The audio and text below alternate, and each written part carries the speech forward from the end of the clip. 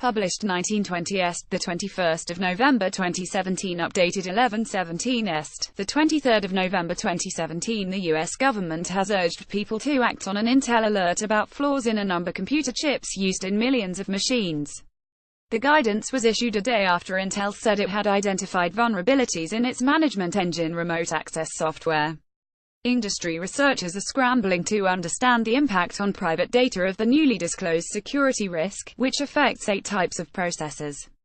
Scroll down for video. The U.S. government has urged businesses to act on an alert about flaws in a number of widely used CPUs, including the 7th generation of Intel's core processors pictured. The firm identified vulnerabilities in its management engine remote access software. 6th, 7th and 8th generation Intel core processors, Intel Xeon E3-1200 V5 and V6 processors, Intel Xeon scalable processors, Intel Xeon W processors, Intel Atom C3000 processors, Apollo Lake, Intel Atom E3900 series, Apollo Lake, Intel Pentium Celeron N and J series processors. To Department of Homeland Security advise computer users to review the warning from Intel, which includes a software tool that checks whether a computer has a vulnerable chip. It also urged them to contact computer makers to obtain software updates and advice on strategies for mitigating the threat. Security experts said that it was not clear how difficult it would be to exploit the vulnerabilities to launch attacks, though they found the disclosure troubling because the affected chips were so widely used. For a remote attack to succeed, a vulnerable machine would need to be configured to allow remote access, and a hacker would need to know the administrator's username and password. Attackers could break in without those credentials if they have physical access to the computer. Intel has said that it knew of no cases where hackers had exploited the vulnerability in a cyber attack. These vulnerabilities affect essentially every business computer and server with an Intel processor released in the last 2 years, said Jay Little, a security engineer with cyber consulting firm Trail of Bits.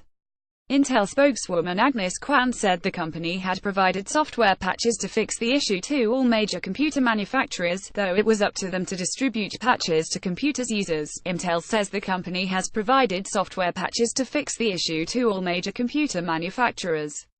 Dell's support website offered patches for servers, but not laptop or desktop computers. At the time of publication, processors affected include 6th, 7th and 8th generation Intel's core processors, Xeon E3-1200 V5 and V6, scalable and W processors, Atom C3000 processors, Apollo Lake Atom E3900 and Pentium and Celeron N and J series processors. Dell's support website offered patches for servers, but not laptop or desktop computers. At the time of publication, Lenovo offered fixes for some servers, laptops and tablets and said more updates would be available Friday. HP posted patches to its website on Tuesday evening. Security experts noted that it could take time to fix vulnerable systems because installing patches on computer chips is a difficult process.